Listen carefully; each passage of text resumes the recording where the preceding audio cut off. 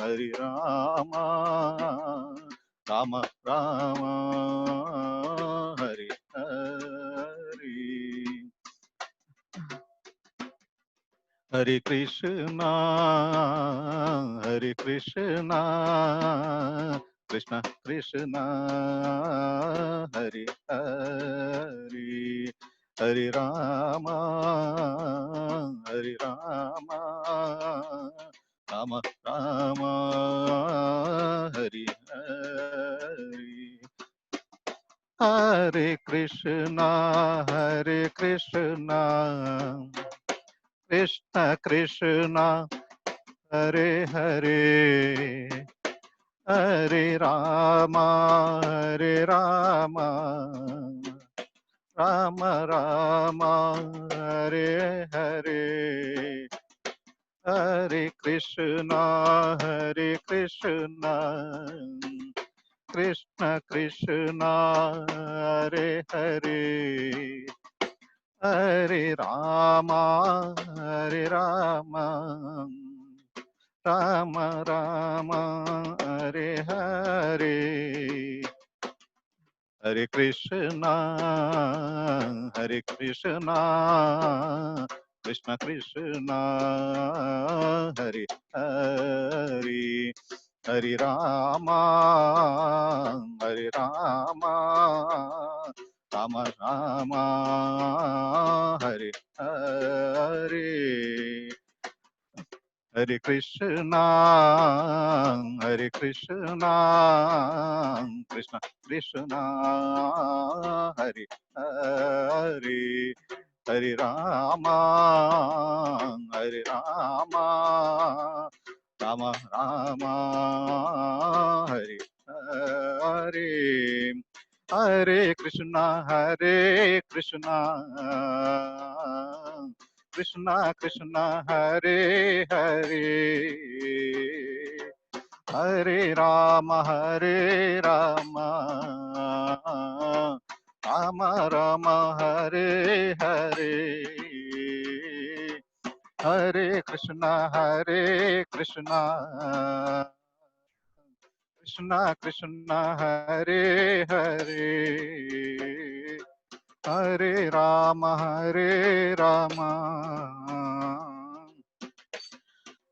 Hare Hare. Hare Krishna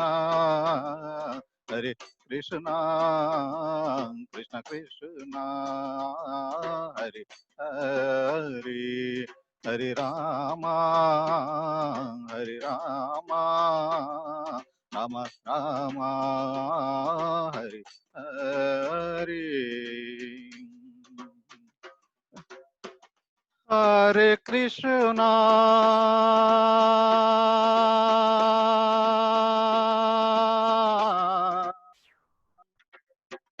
Hare Krishna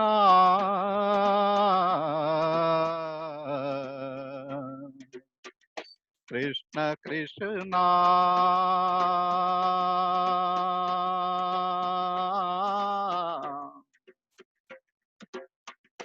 Hari Hari.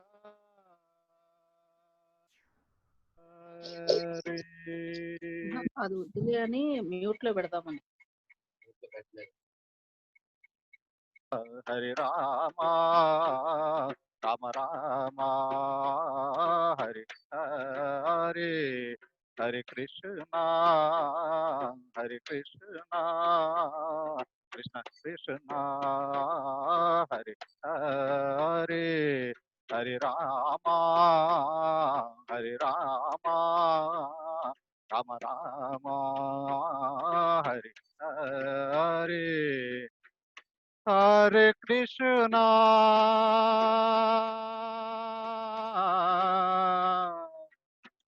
Hare Krishna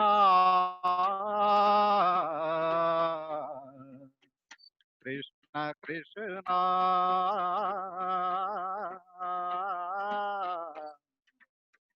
Hari Hari.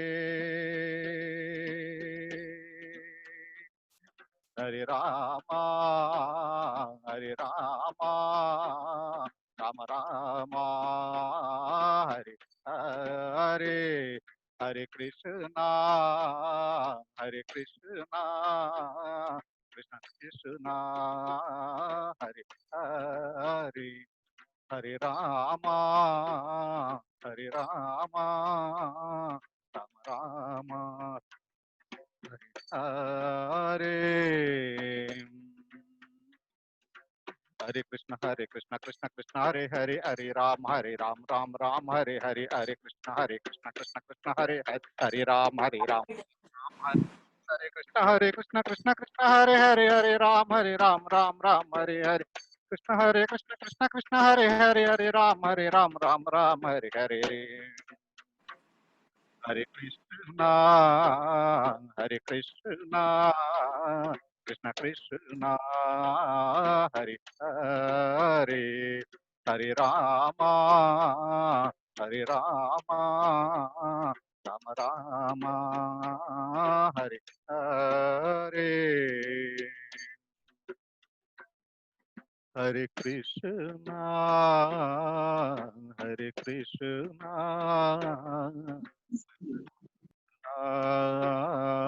Hare Hare, Hare Rama, Hare Rama, Rama Rama, Hare Hare.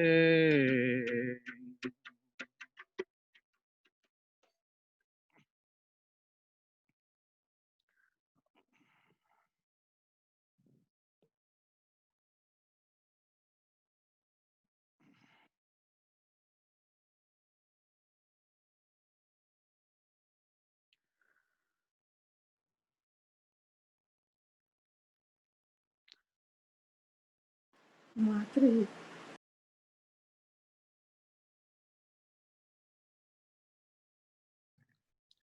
ॐ अज्ञानान्तिमिरान्धस्य ज्ञानाञ्जनाशलाकया चक्षुर्मिलितं येन तस्मै श्रीगुरवे नमः।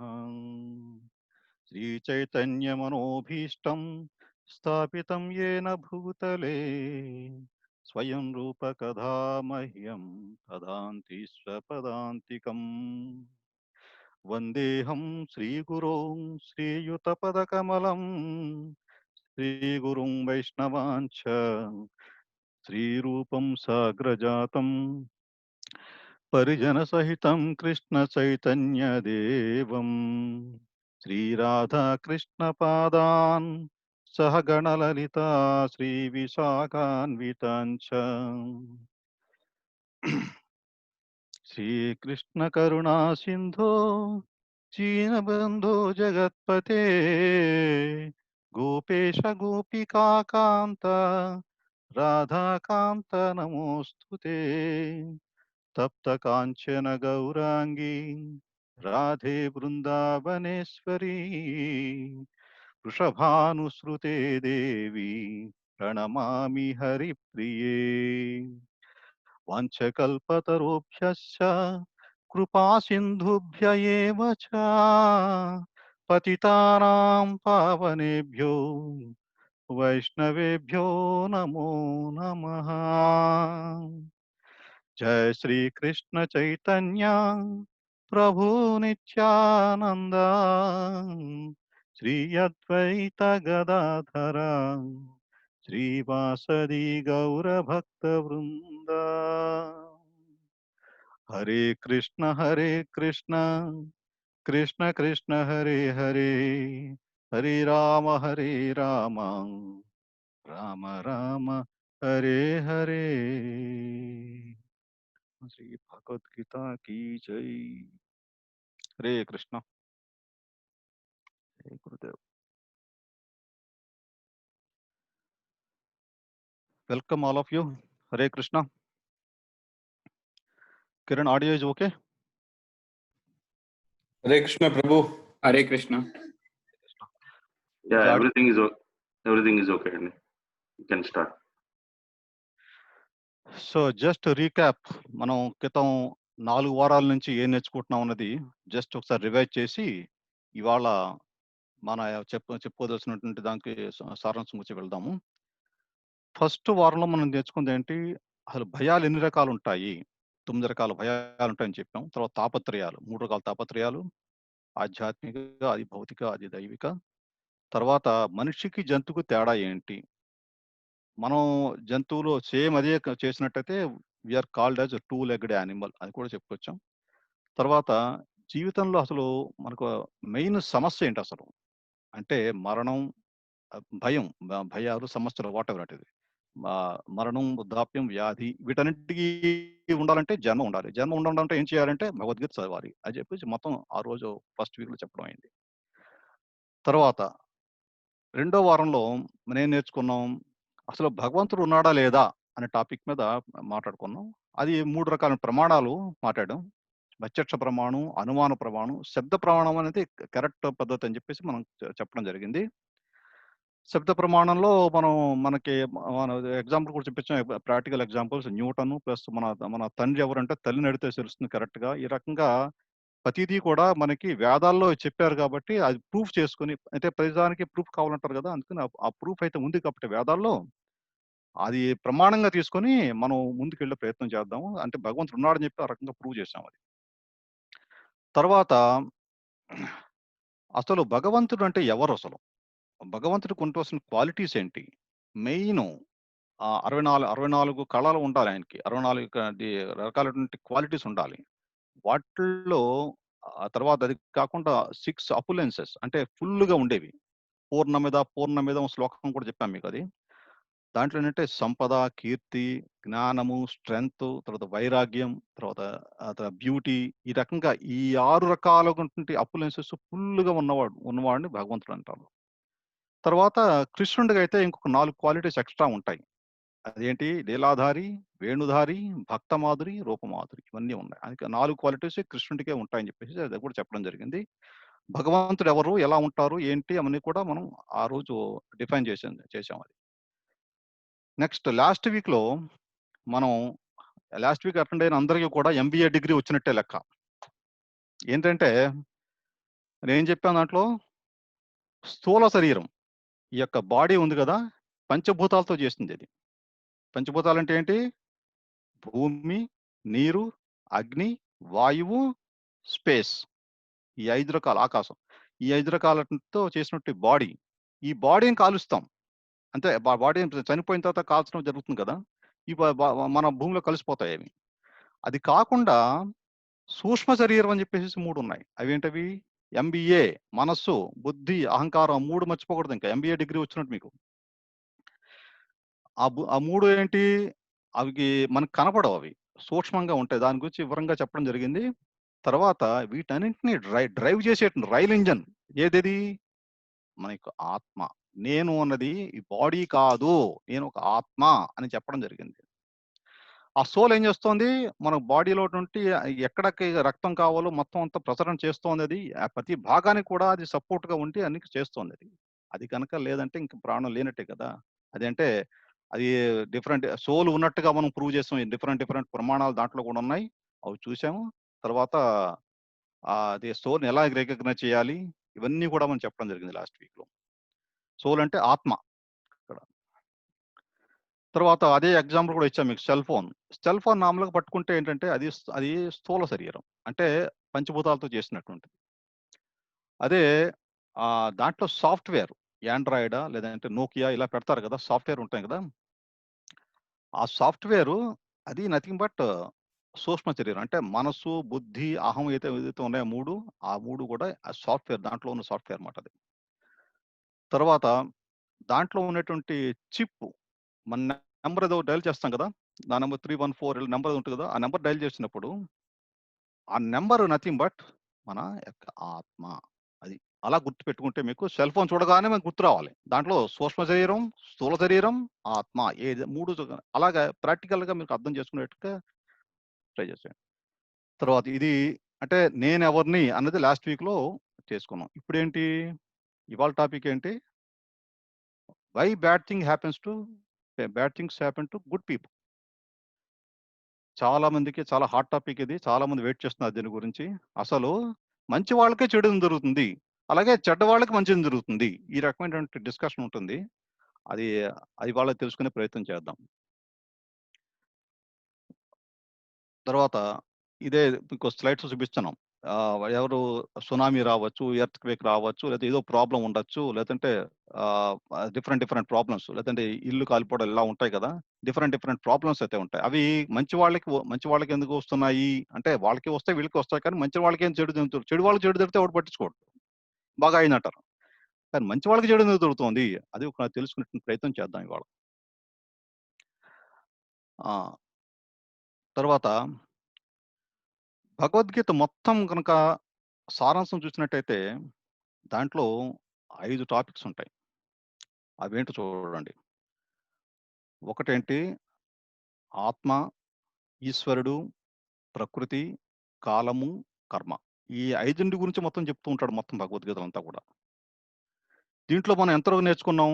ఈశ్వరుడు భగవంతుడు అంటే ఎవరు? ఎలా ఉంటాడో నేర్చుకున్నాం. తర్వాత ఆత్మ అంటే ఏంటి? దాని క్వాలిటీస్ ఏంటి? దాని యొక్క ఏం చేస్తుంది? దానికి చావు లేదు. ఈ రకంగా మొత్తం నేర్చుకున్నాం అది. ఇంకా మనం 3 నేర్చుకోవాలి. ఏంటవి? ప్రకృతి, కాలము, కర్మ. ఈ 3 నేర్చుకోవాలి. ఆ 3 నేర్చుకుంటే గనక అప్పుడు మనకి చెడ్డవాళ్ళకి చెడ్డవాళ్ళకి మంచి జరుగుతుంది. మంచి వాళ్ళకి చెడు జరుగుతుంది. ఆ రకమైనటువంటి దానికి ఒక అండర్‌స్టాండింగ్ మనకొస్తుందది. ఇప్పుడు చూడండి. ప్రకృతి దాని గురించి ఇవాళ పొద్దుట నేను ఒక చిన్న టెక్స్ట్ పెట్టాను. ఏంటంటే అసలు భగవంతుడు ప్రకృతి ఎందుకు సృష్టించాడు? అంటే భూమి ఇవన్నీ కూడా ఎందుకు సృష్టించాడు అని క్వెషన్ అడిగాను. ఎవరైనా కొంచెం అనలైజ్ చేశారా దాని గురించి ఏమన్నా? ఉంటే కొంచెం చెప్పండి. మీరు అన్‌మ్యూట్ చేసి చెప్పండి పర్వాలేదు.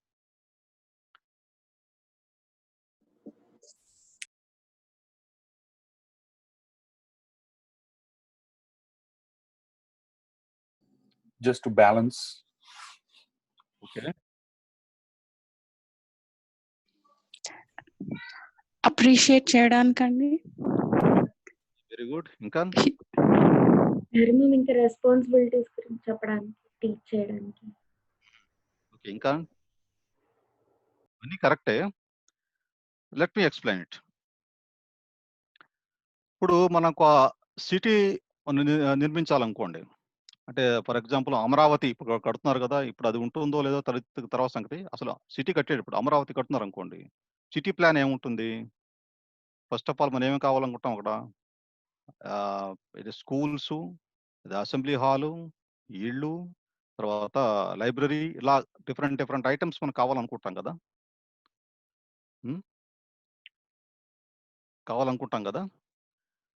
అది చూడండి హాస్పిటల్ ఒకటి, తర్వాత స్కూల్ ఒకటి, తర్వాతేమో అసెంబ్లీ హాలు, నెక్స్ట్ లైబ్రరీ ఇవన్నీ బానే ఉన్నాయి.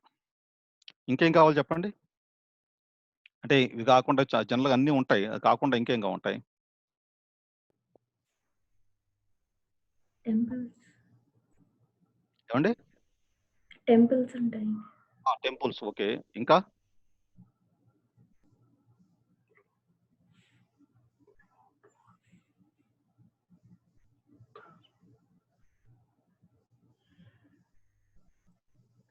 Police station, jail. ఆ 2 కూడా కంపల్సరీ ఉండాలి.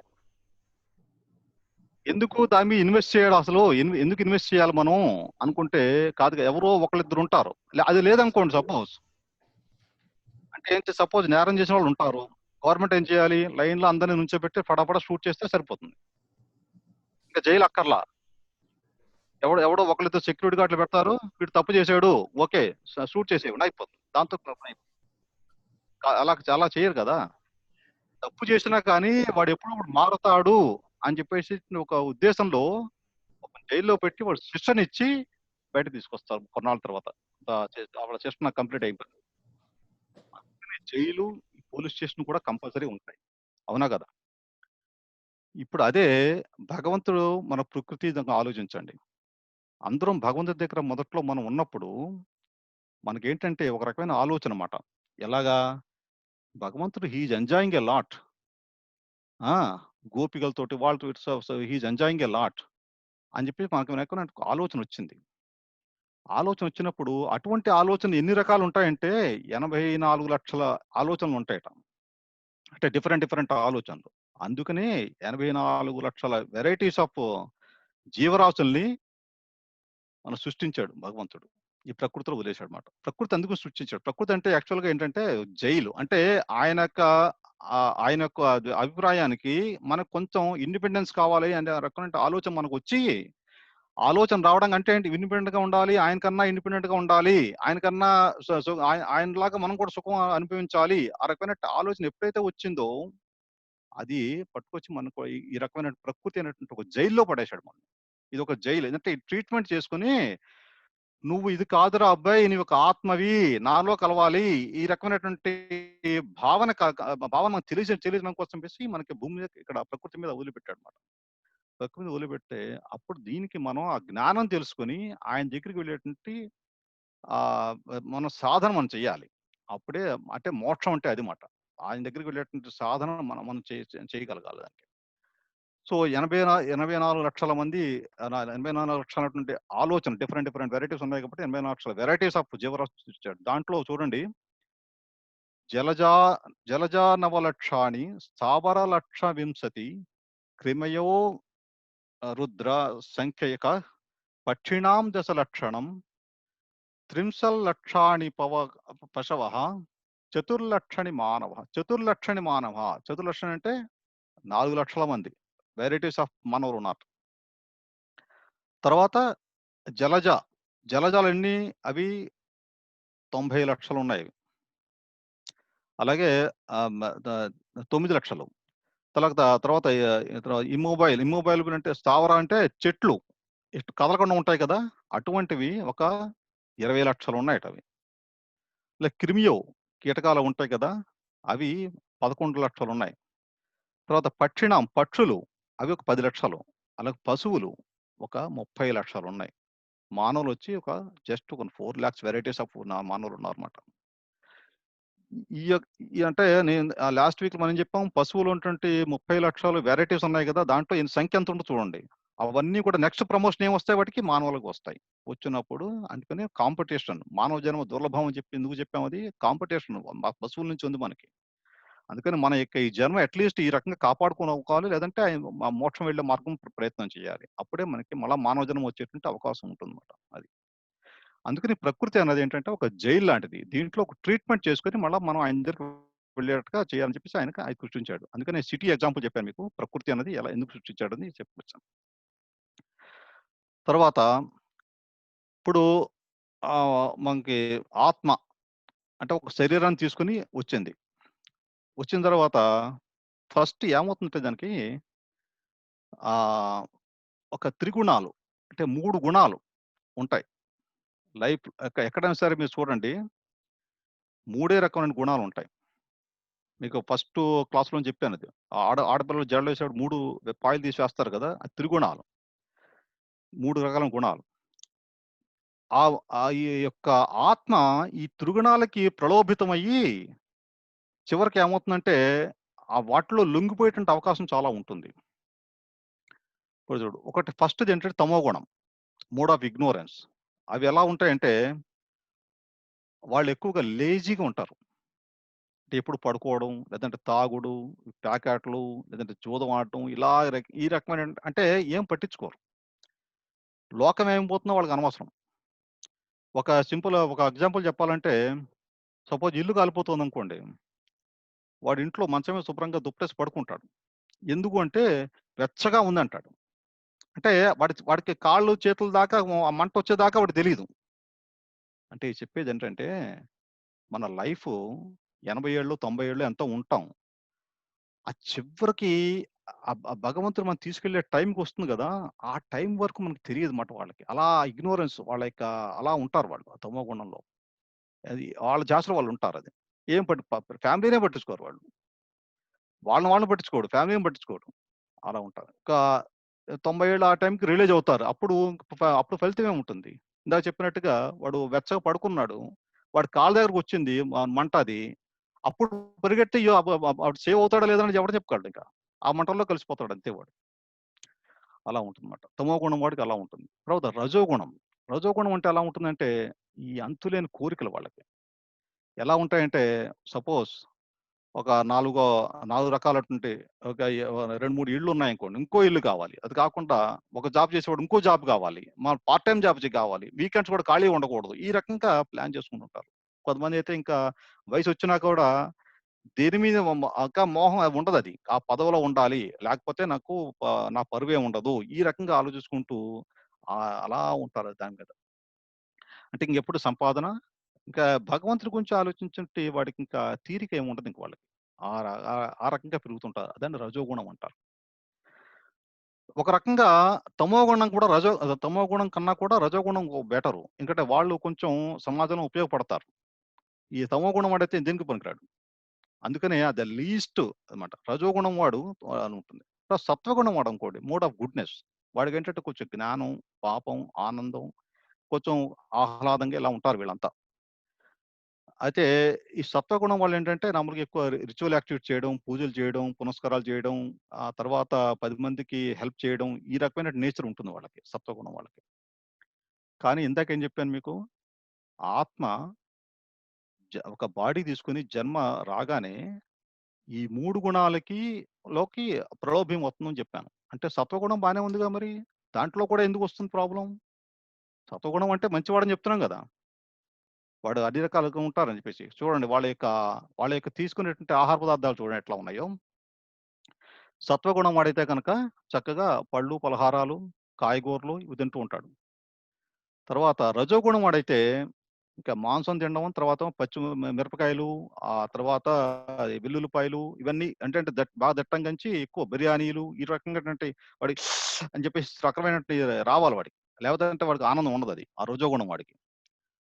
తర్వాత సత్వగుణం వాడైతే గనక ఈ మష్రూమ్స్ ఏవో వాడిష్టం. తర్వాత కరెక్ట్‌గా చెప్పాలంటే ఈ రోజుల్లో మనకి పాత రోజుల్లో అయితే గనక ఫ్రిడ్జులు లేవు. మా చిన్నప్పుడైతే ఫ్రిడ్జ్ కొనడం పెద్ద గగనం. ఇప్పుడైతే ఫ్రిడ్జ్ లేకుండా ఎవడు అపార్ట్‌మెంటే ఇవ్వట్లేదు ఇంట్లో. ఫ్రిడ్జ్ కంపల్సరీ పెడతాడు. ఏంటే దాంట్లో ఏం చేస్తాం మనం వారానికి సరిపడా వండేసుకోవడం, దాంట్లో స్టోర్ చేసేయడం. ఏ రోజుకి ఆ రోజు మైక్రోవేవ్ ఉంటుంది అదొకటి. ఆ దాంట్లో పెట్టేసేసి శుభ్రంగా తినడం. ఏంటంటే ఆ నార్మల్‌గా ఏంటంటే శాస్త్ర ప్రకారం ఏదైనా ఒక ఐటెమ్ వండామనుకోండి, అది 3 గంటల కంటే ఎక్కువ 3 గంటల తర్వాత అది పనికిరాదది తినడానికి.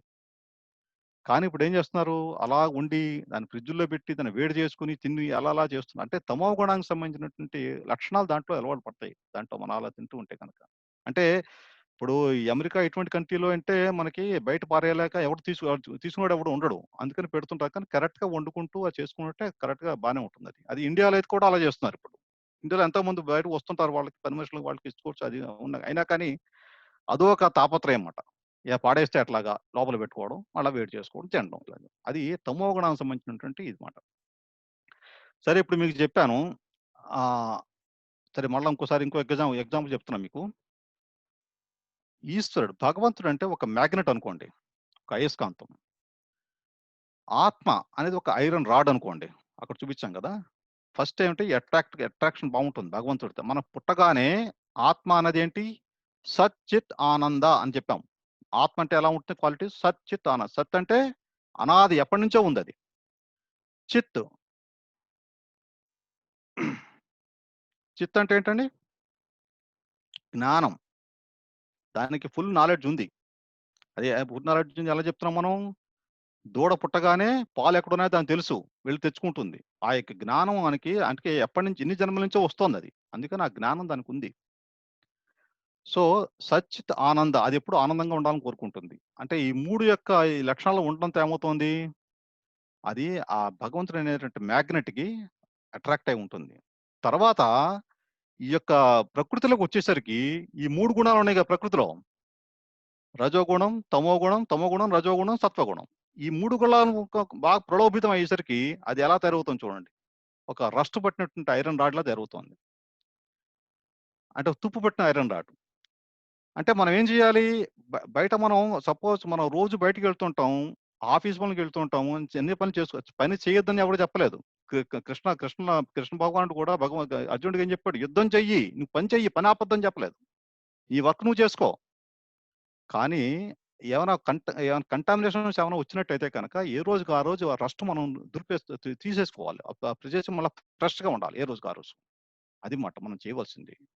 కానీ అలా అక్యుములేట్ చేసామనుకోండి అంటే ఈ త్రిగుణాలకి ప్రలోభవితం అయితే కనుక అది చివరికి బాగా రస్ట్ పట్టి ఒక అరేన్ రాట్లా అలా తయారవుతాం మనం.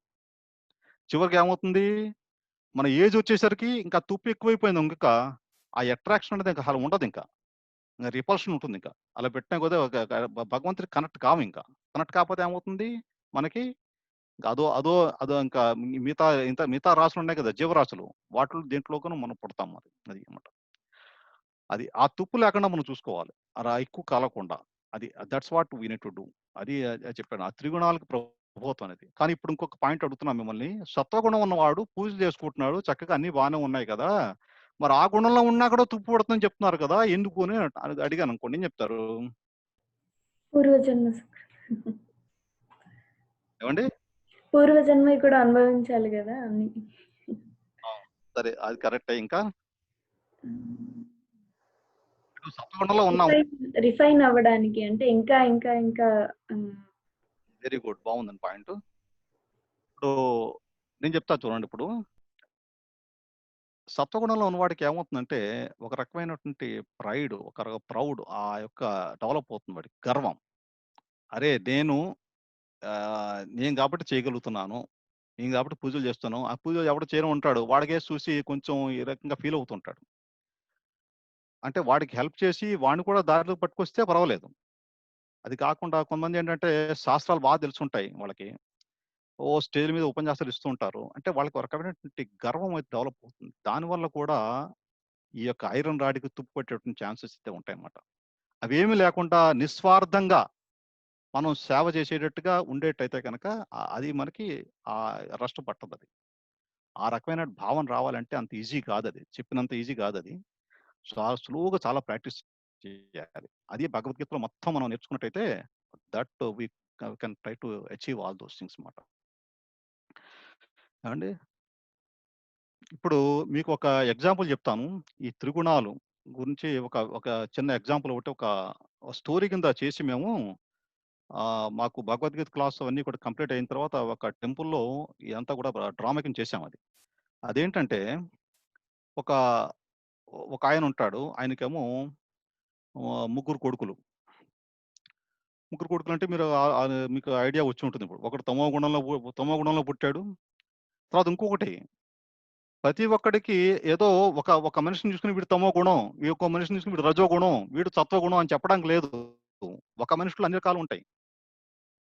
వాడు సత్వగుణంలో ఉంటాడు కొంతసేపు రజోగుణంలో ఉంటాడు. ఈ కోపాలు, తాపాలు అది ఉంటాడు. మళ్ళా తమో గుణం, ఇంకా శుభ్రంగా విసిగి పడుకోవడం. ఆ రకంగా కూడా ఉంటారు. అంటే ఒక్క మనిషిలో అన్ని రకాలు ఉంటాయి.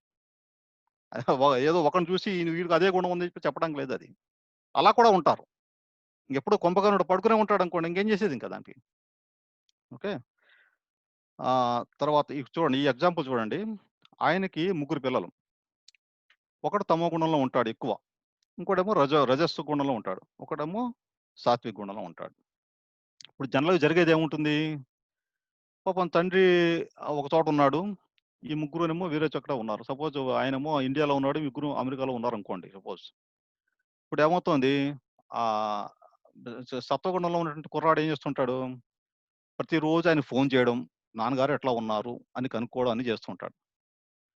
తర్వాత మేబీ ఒక 2 నెలలకో, 3 నెలలకో డిస్టెన్స్ బట్టి ఆయన రావడం, కలవడం, చేయడం అన్ని చేస్తుంటాడు పాపం ఆయన. పిచ్చాపాటి అని మాట్లాడుకోవడం, ఆయనకి కొంచెం ఎవ్రీడే కొంచెం ఇంటరాక్షన్ ఉంటుంది. ఈ రజోగుణంలో ఉన్నవాడు ఏం చేస్తాడు? నేనిప్పుడు 5 నిమిషాలు మాట్లాడితే నాకెంత బిజినెస్ పోతుంది? ఈ రకంగా ఆలోచిస్తాడు. ఆలోచించి ఆ ఫోను పట్టుకోడింక. ఆయన చేయడు, ఏం మాట్లాడు ఇంకా. ప్రతిదానికి కూడా ఫైనాన్స్. నాకేంటి? ఈ రకంగా ఆలోచిస్తాడు. ఇదే తమోగుణంలో ఉన్నాడనుకోండి, ఉన్నవాడు వాడు ఆ కొడుకు ఏమనుకుంటాడు? ఏహే! నాకెందుకొచ్చింది ఇవన్నీని. నాకిదుంటే చాలు. ఈ రకంగా వాడు ఎంతసేపు ఏంటంటే ఏది పట్టించుకోడు. ఫ్యామిలీ కూడా పట్టించుకోడు చెప్పాను కదా! వాళ్ళ ముగ్గురికి పెళ్ళిళ్ళయినాయి. పెళ్ళైతే ఆ తమోగుణం వాడి వైఫ్ ఉద్యోగం చేసుకుంటూ మొత్తానికి ఏదో ఫ్యామిలీ గటాన్ చేస్తూ ఏదో చేస్తోంది. ఇంకా లాభం లేదు కదా! ఇంకా చేసేదేముంది? అలాగా ఆ పాపం ఫ్యామిలీని నడిపిస్తోంది. రజోగుణం ఉన్నోడికైతే వైఫ్ అలా ఉన్నా కానీ వీడు డామినేట్ చేసి అలా అని చెప్పేసి మొత్తం అథారిటీ చేస్తూ ఉంటాడు. సత్వగుణం ఫ్యామిలీ మటు చక్కగా వాళ్ళు పూజలు పునస్కారాలు తండ్రితో మాట్లాడుకొని ఇలా చేస్తున్నారు. అయితే తండ్రికి ఒక రోజు ఏమవుతుందంటే ముగ్గురు పిల్లలు ఆ కోడళ్ళు, తర్వాత మానవులు అందరినీ చూడాలనిపిస్తుంది. ఆయన కూడా 80 ఏళ్ళు ఎంతో వయసొచ్చింది. సరే ఇంకెంతాళ్ళు ఉంటాం మనం. సరే ఒకసారి పిల్లల్ని పిలుద్దాం. వాళ్ళని రమ్మంటే రారు. ఫోన్ చేస్తే తీయరు. లెటర్ రాసినా గాని రెస్పాన్స్ రాదు. సత్వగుణం అయితే వస్తున్నట్టు ఆ ప్రాబ్లమ్ లేదు. మిగతా ఇద్దరు రారు కదా! అందుకని ఏం చేస్తాడు, ఒక ప్లాన్ చేస్తాడు. "ఒరేయ్ అబ్బాయ్! నాకున్న ఆస్తంతా కూడా నేను ఇప్పుడు పంచుతాను. ముగ్గురికి పంచుదాం అనుకుంటున్నాం సమానంగాను. మీరు అందరూ కూడా కండిషన్ ఏంటంటే, మీ అందరూ ఫ్యామిలీస్‌తో పాటు రావాలి ఇక్కడికి. వచ్చినట్టయితే చేస్తాను" అంటాడు. అంటే సరే ఇంకా సత్వగుణం వాడైతే అప్పుడు ఇమ్మీడియేట్‌గా ఫోన్ చేస్తాడు. "నాన్నగారు ఎందుకు ఇలా చేశారు" అంటాడు. అంటే ఆహ్, మాకు ఆస్తి మాకు అవసరం ఏముంది? మాకున్నది సరిపోదా మాకు ఇది అంటాడు. అంటే అది కాదురా అబ్బాయి, మిగతా ఇద్దరు కూడా వస్తారని చెప్పి రాశాను. నువ్వు ఎలాగో వస్తావో నాకు తెలుసు అని చెప్పండి. సరే సరే నాన్నగారు మంచిది అని చెప్పి అంటాడు. సరే సత్వగుణం వాడు అందరికన్నా ఒక 4 రోజులు ముందొచ్చి ఇక్కడ అన్ని ఏర్పాట్లు చేసి మిగతా అన్నయ్యలకి వాళ్ళతో కూడా చేద్దాం అని చెప్పి కూర్చుంటాడు. ఇంకా రజోగుణం వాడు ఏం చేస్తాడు? మనం ఇప్పుడు అక్కడికి వెళ్ళామంటే ఒక రోజు వెళ్ళడానికి, ఒక రోజు రావడానికి, అక్కడ ఒక 2 రోజులు ఎంతో ఉండవలసొస్తుంది. 4 రోజులు పోయినట్టయితే మనకెంత లాస్ అవుతాము. ఈ రకంగా ఆలోచించి ఇంకేం చేయాలో అర్థం కావట్లా. సరే ఆయన భార్య అంటుంది, "ఆయన పాపం ముసలాయనండి. ఏదో అడిగాడు. మనం ఒకసారి వెళ్ళొద్దాం 4 రోజులు పోతే పోతుంది. మీరు చూసుకోండి" అని చెప్పేసి అంటే మొత్తానికి బలవంతాన ఒప్పుకుంటాడు. సరే అందరూ కలిసి వాళ్ళు కూడా వస్తారు. ఈ తమో గుణం వాడు, నాకెందుకు ఇవన్నీని. మీరెళ్ళండి కావాలంటే" అంటాడు. ఆస్తొస్తుంది. ఆస్తొస్తే ఎలాగో నువ్వు నాకే ఇస్తావు. నాకు తెలుసది. నువ్వు మహాపతివ్రతవి. అందుకని సో, అది కాదండి. మీరు కొడుకు కాబట్టి మీరు సంతకం పెట్టాలి. సంతకం పెడితే కానీ ఏమి కాదక్కడ. అందుకే మీరు రావాలి. ఆ సంతకం కోసం రండి అంటే, ఓకే. 5 నిమిషాలు, 10 నిమిషాలు అన్నావు సంతకం అన్నావు గదా! ఆ టైంకి ఉంటాను అంతే నేనక్కడ. సరే నడవండి. కానీ నాకు కావాల్సిన సరుకులన్నీ ఉన్నాయి గదా! సిగరెట్లు అది ఇది అన్నీ కూడా ప్యాక్ చేసి రెడీగా పెట్టు అంటాడు. సరే అని తీసుకొని వాడు కూడా మొత్తానికి వస్తాడు. ముగ్గురు కొడుకులు వచ్చారు. వచ్చి పొద్దున చేరతారు అందరూ. సాయంత్రం దాకా అందరూ కలిసి భోజనాలు చేస్తారు. సాయంత్రం అవుతుంది. ఈ రజోగుణం వాడు అన్నాడు అందరికన్నా పెద్దవాడు. వాడేమంటాడు తమో గుణం వాడితోటి, "ఒరేయ్ అబ్బాయి! తండ్రి ఏం మాట్లాడట్లేదేంటి? మన ఆస్తి అన్నాడు, ఇదన్నాడు. ఇప్పటికొచ్చాక ఏం మాట్లాడట్లేదాయన" అని అంటాడు. సరే ఆ రోజు సరే ఒకరోజు ఆగు రేపు చూద్దాం. రేపు పొద్దున మాట్లాడదాం అంటాడు. సరే ఆ రోజు అలా పడుకుంటారు అయిపోతుంది. నెక్స్ట్ డే కూడా అదే తంతు మళ్ళా. ఆ తండ్రి ఉద్దేశ్యం ఏంటి? 4 రోజులు ఆపేసి తర్వాత చూద్దామని చెప్పి ఆ ఉద్దేశం ఆయనకి. ముందు ఇచ్చేస్తే వెళ్ళిపోతారు అంతే వీళ్ళు. అందుకని ఆయన రిలే చేస్తున్నాడు. సో, ఆ రోజు సాయంత్రం ఇంకా లాభం లేదని ఇద్దరు కొడుకులు అడిగేస్తారన్నమాట తండ్రిని. "నాన్నగారు మేమొచ్చి 2 రోజులు అయిపోయింది ఇప్పటికే. 24 అవర్స్ దాటిపోయింది. ఇలాగ ఇక్కడ ఎన్నాళ్ళు కూర్చోవాలి ఇక్కడ? మీరేదో చేస్తానని చేసిచ్చాడు. నాకు పేపర్‌లు ఇచ్చాండి చేసి వెళ్ళిపోతాం" అంటారు. అంటే, "నాయనా ఈ ఒక్కరోజు ప్రశాంతంగా పడుకోండి. పొద్దున్నే లేవగానే ఆ పని మనం ఆ కార్యక్రమం చేద్దాం" అంటాడు. సరే ఆ ఒక్క మాట ఊరుకుంటారు. తెల్లవారు లేచేసరికి వీళ్ళందరూ ఎక్కడి నుంచో ఒక సిటీ నుంచి వచ్చారు వీళ్ళందరూ. ఆ సిటీలో పెద్ద భూకంపం వస్తుందన్నమాట. ఎక్కడి నుంచి వచ్చారో ఆ సిటీలో. ఇప్పుడు ఉన్న తండ్రి ఉన్న ప్లేస్ కాదు. వాళ్ళు ఎక్కడి నుంచి వచ్చారో ముగ్గురు ఎక్కడి నుంచి వచ్చారో అక్కడి నుంచి. పెద్ద భూకంపం రావడంతోటి చాలా ప్రాణ నష్టం, ఆస్తి నష్టం, ఆ రోడ్లు, కమ్యూనికేషన్స్ ఇవన్నీ పోయినాయి. దాంతో పొద్దున్న లేవగానే ఈ రజోగుణం వాడు అనుకుంటాడు, చూస్తాడన్నమాట. చూసి అరెరే! ఇది సెల్ ఫోన్ పనిచేయదు ఫస్ట్ ఆయనకి. మాట్లాడదాం సెల్ ఫోన్ చేయదు. ఎవరితో కాంటాక్ట్ చేయాలని లేదు. ఎందుకంటే కమ్యూనికేషన్ అంతా కట్ అయిపోయింది. దాంతోటి ఇక్కడికొచ్చి నేను ఇరుక్కుపోయాను. నాకు ఇంత లాస్ అయిపోతుంది. ఇక్కడి నుంచి ఎప్పుడు బయటపడతానో నాకు తెలీదు. ఈ రకంగా వర్రీ అయిపోతుంటాడు చాలా. ఈ తమో గుణం ఉన్నవాడు. అయితే నేను 2 రోజులు తప్పట స్టాక్ తెచ్చుకున్నాను. అయిపోయింది. ఇప్పుడు తెచ్చుకోవాలంటే రోడ్లు కూడా పగిలిపోయాయట అక్కడ. అన్ని బీతలకు వచ్చేసాయట. వెళ్ళడానికి మార్గం కూడా లేదు. నాకు నాకు నేను నేను నేను వాడేటి బ్రాండ్ ఇక్కడ ఎక్కడ దొరకదు నాకు ఈ పల్లెటూరులో అని చెప్పేసి వాడు కూడా వాడిది. సత్వగుణం వాడు తమ్ముడు అందరికన్నా చిన్నవాడు. వాడొచ్చి అంటాడు, "అన్నలారా మనం ఇక్కడ ఉన్నాం కాబట్టి అట్‌లీస్ట్ ప్రాణాలతో బయటపడ్డాం. భగవంతుడు అలా కాపాడాడు మనల్ని. మనమే కనుక అదే సిటీలో ఎక్కడైతే వచ్చామో అక్కడ ఉన్నట్టయితే కనుక మన ప్రాణం పోయేదేమో. ఒకసారి ఆలోచించండి. భగవంతుడు చేసినటువంటి లీల ఇదంతా అనేది. ఈ ఆస్తి ఏముంది కాకపోతే ఇవాళ కొద్ది రేపొద్దున తెచ్చుకోవచ్చు" అని చెప్పేసి ఒక రకమైన వాళ్ళిద్దరికి సముదాయిస్తాడన్నమాట. వేస్తే వాళ్ళు కొంచెం జ్ఞానోదయం అయ్యి అందరూ కూడా భగవంతుడు ఉన్నాడని చెప్పి ఒక రకమైన అంటే మేము డ్రామా చేశాం కాబట్టి చివరికి అలా ముగించాం అది. కానీ అంత ఈజీ కాదు వాళ్ళు ఒప్పుకోవడం అన్నది. అంటే ఎందుకు చెప్తున్నానంటే ఒక సన్నివేశం చూడండి. భూకంపం వచ్చింది. ఇలా నష్టం జరుగుతోంది. ఉన్నప్పుడు తమో గుణంలో ఉన్నవాడు ఎలా ఆలోచిస్తున్నాడు? రజో గుణంలో ఉన్నవాడు ఎలా ఆలోచిస్తున్నాడు? అదే సత్వగుణంలో ఉన్నవాడు ఎలా ఆలోచిస్తున్నాడు కొంచెం చూడండి. అది మాట. ఆ 3 గుణాలకి ఇప్పుడు మీరు ఈ భూకంపం, ఈ సిటీ అని గుర్తుపెట్టుకుంటే ఒక రకమైనటువంటి అవగాహన వస్తుంది. త్రిగుణాలు అంటే ఎలా ఉంటాయి అని చెప్పేసేసి. ఆ! ఓకే. నెక్స్ట్ ఇప్పుడు చూడండి అంటే ఇప్పుడు మనకి చెప్పేదేంటంటే ఈశ్వరుడు, ఆత్మ, ప్రకృతి. ప్రకృతిలో ఏంటంటే ఈ త్రిగుణాలతో నిండినటువంటి ఈ ప్రకృతి ఉంది కదా! దాంట్లో ఆత్మ ఇవన్నిటిని జయించుకొని ఆయన దగ్గర మోక్షం పొందేట మార్గం చేయాలి. ఆ ప్రకృతి అదొకటి మాట అదొకటి. నెక్స్ట్ కాలం. కాలానికి దీనికి సంబంధం ఏంటి అని చెప్పంటే ఇప్పుడు చూడండి. ఇప్పుడు కాలచక్రం అంటాం. అంటే భగవద్గీతలో చెప్పినవన్నీనివి. కాలచక్రం. అంటే ఇప్పుడు మన ఒక ఒక బాడీ, ఒక శరీరంతో మనం పుట్టాం. ఈ ఆహ్, date of birth, date of death 2 ఉంటాయి కదా! అంటే ఆ యొక్క కాలం మాట. ఈ టైం ఇంతవరకు ఇన్ని ఊపిరులు, ఇన్ని యొక్క ఈ టైమ్ పీరియడ్ వరకు మనం ఉంటాం అని చెప్పేసి ఒక రకమైనట్టు ఉంటుంది. కానీ ఆత్మకి ఆ యొక్క లిమిటేషన్ లేదు. ఆత్మ అనాది. లాస్ట్ వీక్ క్లాస్‌లో రాణిజీ అనుకుంటా చెప్తున్నప్పుడు చెప్తున్న మధ్యలో నాకు టైం లేక మధ్యలో కల్పించుకోలేదది. అదేంటంటే భగవంతుడు ఏదో మిషన్ పెట్టి ఆత్మను క్రియేట్ చేశాడు అని చెప్పేసి అని చెప్పుకొచ్చారావిడ. కరెక్ట్‌గా ఏంటంటే ఆత్మ అనాది అని చెప్పుకొస్తున్నాం. సత్ అంటే ఎప్పటినుంచో ఉందది. సత్యం అది.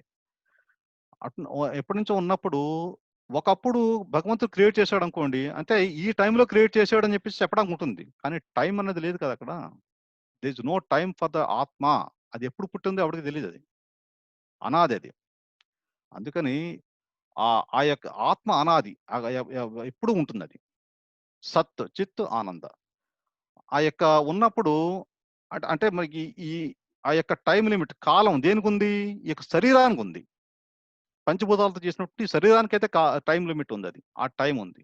అది ఆత్మకు టైం లేదు. ఆత్మ మళ్ళా వెళ్లి ఇంకొక బాడీ తీసుకుంటూ ఉంటుంది. బట్ మనం ఏం చేస్తున్నాం ఇక్కడ? పుట్టడం, తర్వాత నివాసం, తర్వాతేమో మన యొక్క ప్రాధాన్యత ఏంటనేది చేసుకుంటాం. తర్వాత పెరుగుతాం, సంతానోత్పత్తి, తర్వాత మరణం. అంటే ఈ యొక్క టైమ్ బౌండ్ ఇలా ఉంటుందది. ఇంకొక ఎగ్జాంపుల్ చూపిస్తాను మీకు. ఇక్కడ చూడండి. ఒక పాము కప్పను మింగుతోంది. ఆల్మోస్ట్ సగం మింగేసింది. మింగేస్తే ఆ కప్ప ఏం చేస్తోంది? అది ఎలాగోలా బయటపడి ఎలాగోలాగా కొంచెం సేఫ్ అయ్యి దాని నుంచి కప్ప నుంచి పాము నుంచి బయటకు పడడానికి ట్రై చేయాలి. కానీ దాని ముందు ఒక చిన్న పురుగేదో వెళ్తోంది. దాన్ని పట్టుకోవడానికి ట్రై చేస్తోంది నాలుక పెట్టుకొని చూడండి. అంటే దాని మీనింగ్ ఏంటి? మనకి కాలసర్పం అది ఎప్పుడొస్తుందో మనకు తెలీదు. దానికి మనం రెడీగా ఉండాలి. అంతేకాని ఈ యొక్క ప్రపంచంలో ఏవో సుఖాలుంటాయి అని చెప్పేసి వాటి గురించే వెంపర్లాడుతూ ఉంటాం కదా! దాని గురించి వెంపర్లాడొద్దురా అబ్బాయి అని చెప్పడం కోసం మటిది. ఎప్పుడు మరణం వస్తుందో మనకు తెలియదు. దాని గురించి ఎప్పుడైనా ప్రిపేర్‌గా ఉండాలి. అటెంటివ్‌గా ఉండాలి అని చెప్పేసేసి ఒక రకంగా చెప్తున్నానమాట. ఇప్పుడు అదే చూడండి. పిల్లి. ఒక పిల్లి ఒక ఎలకను పట్టుకుందనుకోండి. ఎలక ఎంత గిలకల్లా కొట్టుకుంటుంది అది. ఆ! నోటితో పట్టుకుంటుంది. పట్టుకున్నప్పుడు ఎలకల గిలగిల్లా కొట్టుకుంటుంది. అంటే మన మరణం కూడా అంత బాధ కలిగిస్తుంది. అంటే ఫస్ట్‌లో మీకు చెప్పాను కదా! 42 వేళ వేల తేళ్లు కుడితే ఎంత బాధుంటుందో అంత బాధుంటుంది మరణం. చిన్న నొప్పి పుడితేనే బాధ పెడుతుంది మనకి. మరణం అది ఆత్మ వెళ్ళిపోతుంటే ఎంత బాధుంటుందన్నమాట అది. ఆ బాధ నుంచి తట్టుకోవాలి అంటే, మనం ఎవరం? మనం ఈ బాడీ కాదు. మనం ఆత్మ. ఆత్మకి చావు లేదు అనేటువంటి రియలైజేషన్, సెల్ఫ్ రియలైజేషన్ అంటారు దాన్ని. ఆ రియలైజేషన్ ఎప్పుడైతే వచ్చిందో మనకి, అదే దాని పిల్లని పట్టుకుందనుకోండి. ఎంత ఆహ్లాదంగా ఉంటుందది. ఎందుకని? ఆ తల్లి పట్టుకుంది. నాకేం కాదు. అది భగవంతుడు నా యొక్క శ్రేయస్సు ఎప్పుడు కోరుతూ ఉంటాడు. ఎందుకంటే ఆయన సర్వీస్‌లో నేను ఎప్పుడు ఉంటాను. ఆ ధ్యాసలో ఉన్నవాడికి ఆ పిల్లి పిల్ల ఎంత ధైర్యంగా ఉంటుందో, అది ఆ పిల్లి నోట్లో అది అంత ధైర్యంగా మనం మన యొక్క మరణాన్ని స్వీకరించొచ్చుమాట. అది కూడా ఇన్వైట్ చేస్తాం మరణాన్ని కూడా కావాలని చెప్పేసేసి. ఎందుకంటే భగవంతుడి దగ్గరికి వెళ్తాం అని చెప్పేసి ఒక రకమైన ఆనందం. లేకపోతే ఎలా ఉంటుంది? అదే నోరు. పిల్లి నోరే. కానీ ఎలక పడితే ఎంత గిలకలో కొట్టుకుంటాం చూసారా? ఆ రకంగా ఉంటాం లేకపోతే కనుక. ఎప్పుడైతే మనకి ఆ రియలైజేషన్, సెల్ఫ్ రియలైజేషన్ ఎప్పుడైతే వచ్చిందో, ఆ పిల్లలాగా మనం చాలా ధైర్యంగా వెళ్ళడం ఉంటుందన్నమాట. తర్వాత కాలం గురించి నేర్చుకున్నాం. ఇప్పుడు ప్రకృతి అంటే ఏంటి? త్రిగుణాలు నేర్చుకున్నాం. కాలం అంటే ఈ టైము, ఆ టైం బౌండ్‌లో ఉంటుందది. ఆ టైం బౌండ్‌లో మనం ఏం చేయాలి? మనం యొక్క లైఫ్ సార్థకత చేసుకోవాలంటే పిల్లలాగా ఆ తల్లి నోట్లో ఎలా ఉండాలో అంత ధైర్యంగా మనం మరణాన్ని స్వీకరించేటువంటి కెపాసిటీ మనకు రావాలి. ఆ యొక్క సాధన మనం చేయాలని చెప్పడం జరిగింది. కర్మ గురించి నేర్చుకుందాం. కర్మ అంటే అది యాక్చువల్‌గా అంటే మీనింగ్ అంటే పని. ఇప్పుడు చూడండి, డ్యూటీ కర్మ అంటే. ఇప్పుడు చర్య, ప్రతిఫలం. ఏదైనా ఒక పని చేసి న్యూటన్స్ లా ఉంది కదా! For every action there will be equal and opposite reaction. అంటే ఇవన్నీ భగవద్గీతలో చూసి వాళ్ళు అంతా ప్రూవ్ చేసిందే వాళ్ళన్నీని. సో, చర్య, దానికి తగ్గ ప్రతిఫలం 2 ఉంటాయి. మనం ఏ పనైనా చేయండి, దాని యొక్క ప్రతిఫలం ఉంటుంది. అది చెడనవచ్చు, మంచనవచ్చు. ఓకే. సో, అదే ఇంగ్లీష్‌లో చెప్పుకొస్తున్నాడు. ఇప్పుడు కర్మ అంటే మీనింగ్ ఏంటంటే, ఒక ఒక లివింగ్ ఎంటిటీ, ఒక ఆత్మ కండిషన్డ్ బై 3 మోడ్స్ అంటే ఇక 3 గుణాలు, 3 గుణాలతోటి కండిషన్ అయ్యి, తర్వాత వితిన్ ఎ స్పెసిఫిక్ టైమ్‌లో అది కనుక చేసే పని ఏదైతే ఉందో దాన్ని కర్మ అంటారు అని చెప్పుకొస్తున్నాడు డెఫినేషన్. ఇప్పుడు చూడండి, ఏం చెప్పాము ఇందాక? కర్మ చేస్తే దానికి మళ్ళా రియాక్షన్ ఉంటుంది. ఏ యాక్షన్ చేసినా దానికి రియాక్షన్ ఉంటుందని చెప్పాము. ఇప్పుడు చూడండి, వాడు ఏం చేస్తున్నాడు? ఒక చెక్క ముక్కలతో చేసినట్టు ఒక బ్రిక్స్ లాంటివి ఏవో ఉన్నాయి అక్కడ. ఇలా కొట్టాడు. కొడితే ఏమవుతుంది? మళ్ళా వచ్చి వాడికే తగులుతుంది అది. అంటే యాక్షను, రియాక్షను. అదనమాట అక్కడ. ఓకే. నెక్స్ట్ ఈ కర్మ బేసికల్‌గా 2 టైప్స్ ఉంటాయి. మూడోది కూడా ఉంది, తర్వాత చెప్తాను. సకర్మ, వికర్మ. ఇప్పుడు మనకి ఈ యొక్క ఆత్మ ఈ శరీరాన్ని తీసుకొని ఆ టైంకి ఏమవుతుందంటే, మనకి జన్మ అయితే ఎప్పుడైతే వచ్చిందో ఆ టైం ఫస్ట్ మనకి సంచిత కర్మ అని ఉంటుంది ఒకటి. సంచిత కర్మ అంటే మన బ్యాంక్ బ్యాలెన్స్ మాట. ఎక్కడ? భగవంతుడి దగ్గర ఉండేటువంటి బ్యాంక్ బ్యాలెన్స్. అది మనం చేసిన పుణ్యకర్మలు, పాపకర్మలు 2 ఉంటాయి బ్యాలెన్స్. ఆ బ్యాలెన్స్ ఎప్పుడు అది బ్యాలెన్స్ ఆయన గుర్తుపెట్టుకుంటాడు.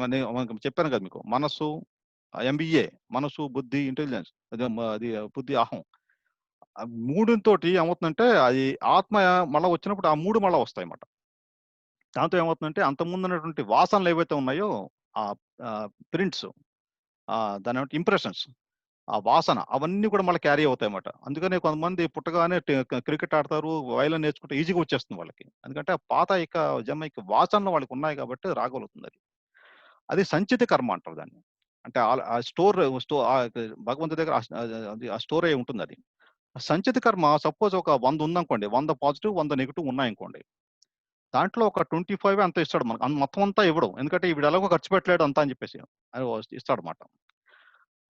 ఆ పాజిటివ్ 25, నెగెటివ్ 25, 25 2 వస్తాయి మనకి.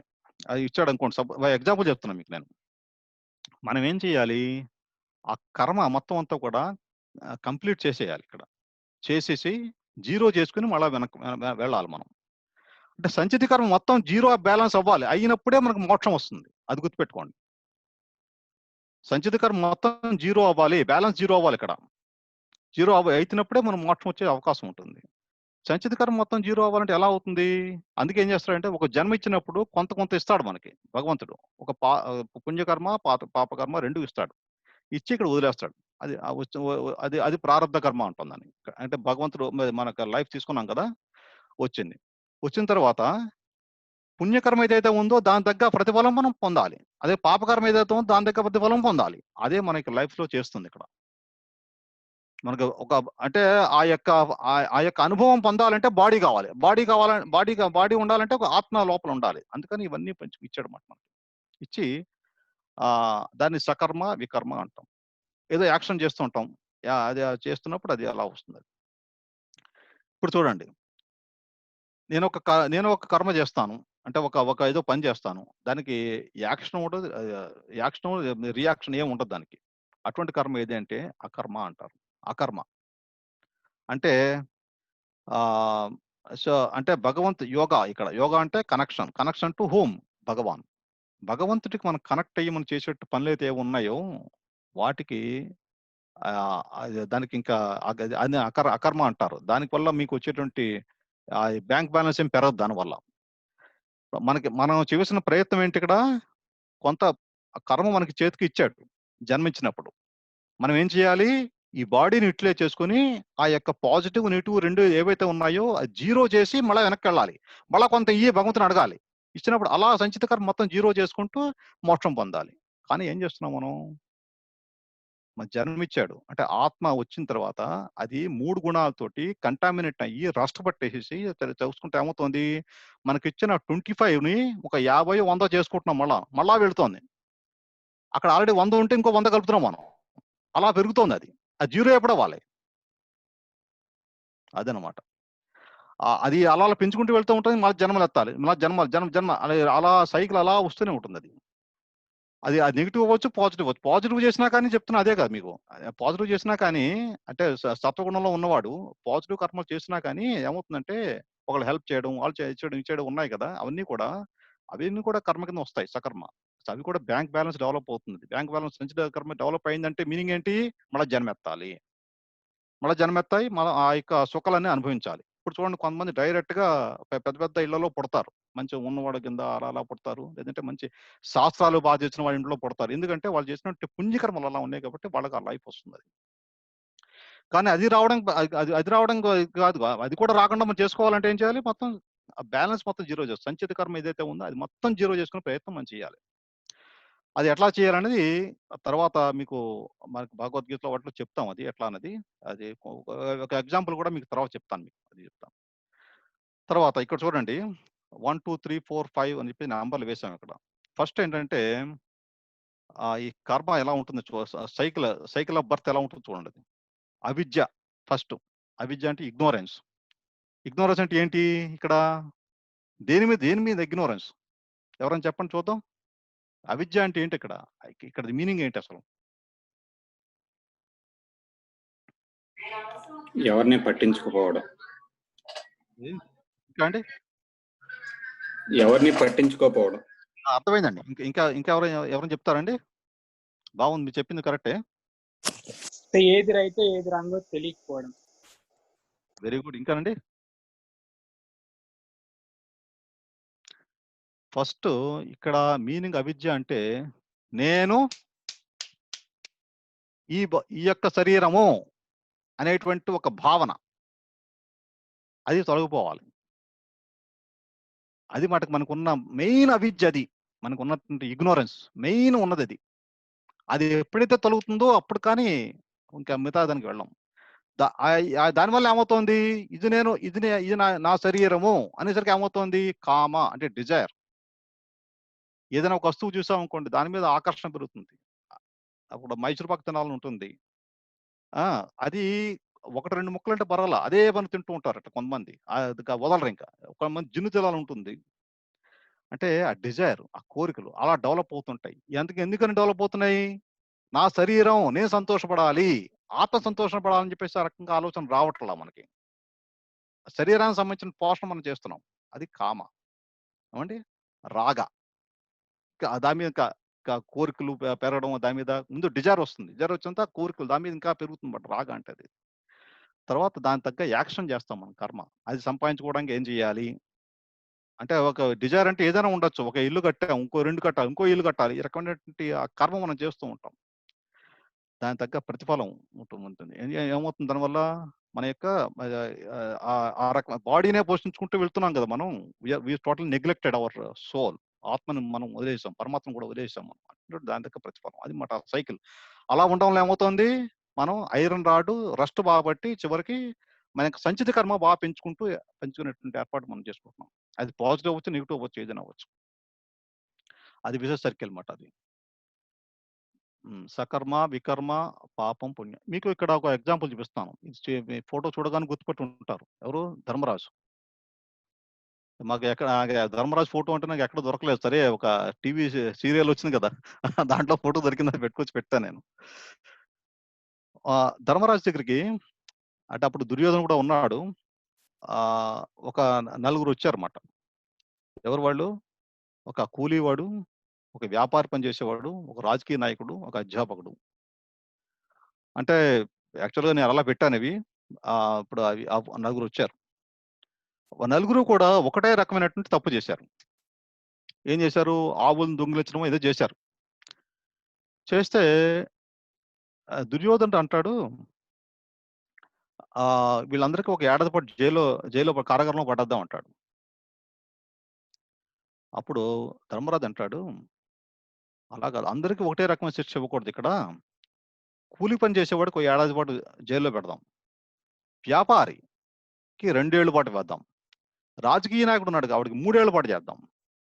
అధ్యాపకుడు ఎవరైతే ఉన్నాడో వాడికి 4 ఏళ్ల పాటు జైలు శిక్ష వేయాలి అంటాడు.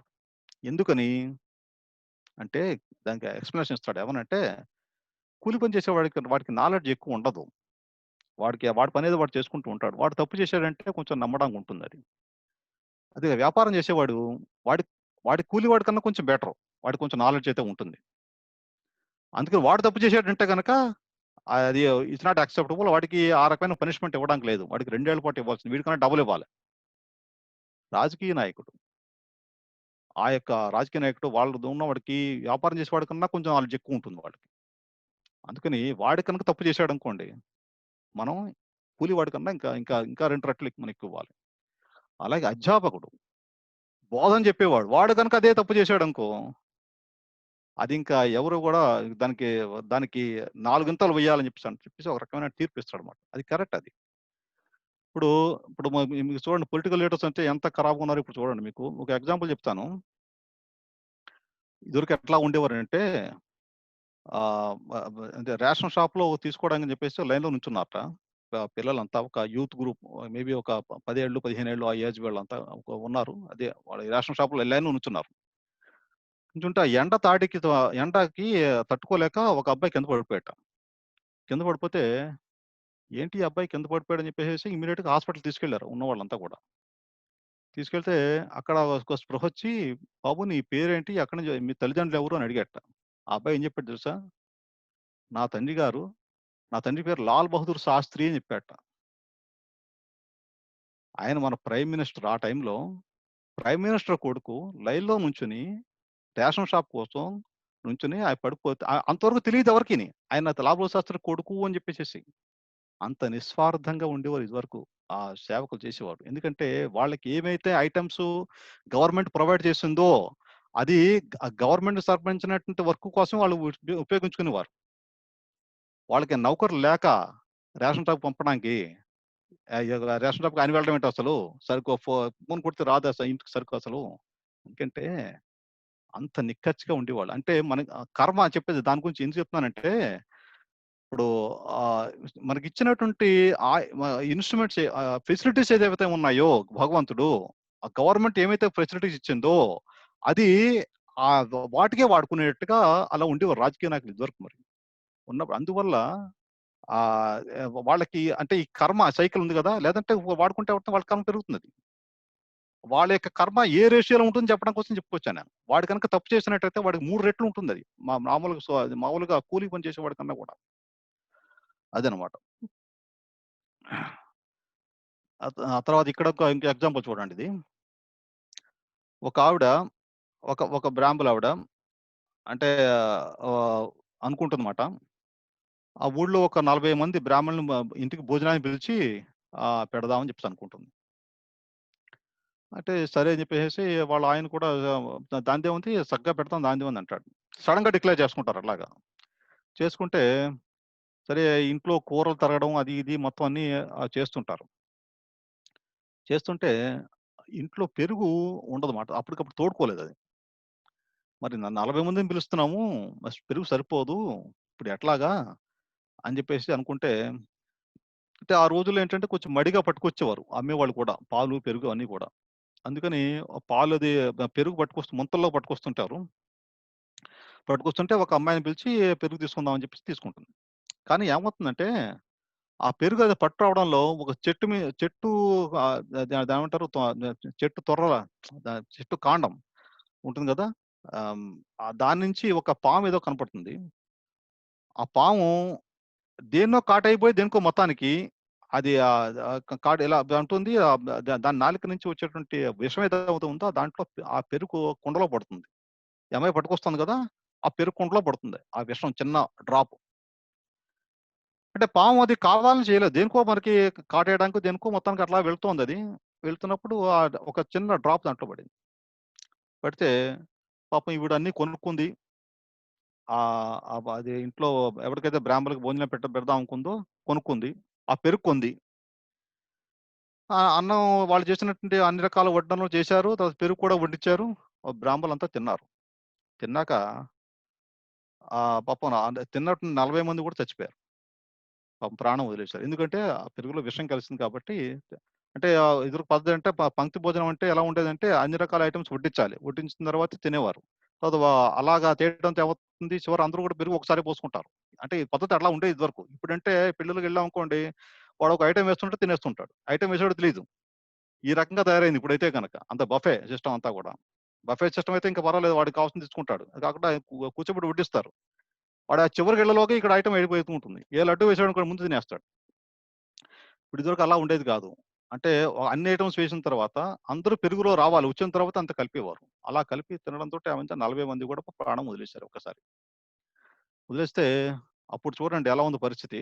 ఆ ఊళ్ళో ఉన్న వాళ్ళంతా ఉంటారు కదా, ఎంత ప్లాన్ చేసింది ఈవిడ, బ్రాహ్మణులు ఇంతమందిని ఒక చంపడానికి ఎంత ప్లాన్ చేసింది ఆవిడ అని చెప్పేసి ఈ రకంగా గుసగుసలు పడుతూ ఉంటారు ఇంకా వాళ్ళంతా కూడా. ఎంత కంత్రీది ఇది, ఇలాగా ఈ రకంగా అంతవరకు పాపం ఫ్యామిలీ మంచిది, ఈ రకంగా అంతా పొగిడిన వాళ్ళే.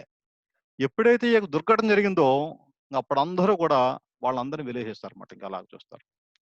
చివరికి వీళ్ళందరూ ప్రాణాలు వదలడం అంతా వెళ్తుంది. చివరికి చిత్రగుప్తుడి దగ్గరికి వెళ్తుంది ఇదంతా. ఇప్పుడు ఒక కర్మ జరిగింది కదా, ఏం కర్మ అది? ఆవిడ పాపం సేవ చేసింది, 40 మంది బ్రాహ్మణులకు భోజనం పెట్టింది, చేసింది. కానీ 40 మంది కూడా పోయారు. అంటే ఒక చెడు కర్మ జరిగింది కదా. చెడు కర్మ జరిగిందంటే దాని అర్థం ఏంటి? దాని ప్రతిఫలం ఉండాలి కదా. Action will have reaction. దాని ప్రతిఫలం అయితే ఉండాలి కదా. ఆ కర్మ ఎవరు చేశారు ఇప్పుడు? ఆ చెడు కర్మ ఎవరి ఖాతాలో వేయాలి చిత్రగుప్తుడు? మీరు ఏమైనా మీకు ఐడియా ఉంటే చెప్పండి, అవకాశం ఉంటే కనుక. ఆవిడ గురించి చెడుగా మాట్లాడుతున్న వాళ్ళ మీద. వెరీ గుడ్, చాలా అడ్వాన్స్ డివోటీస్ ఉన్నారు.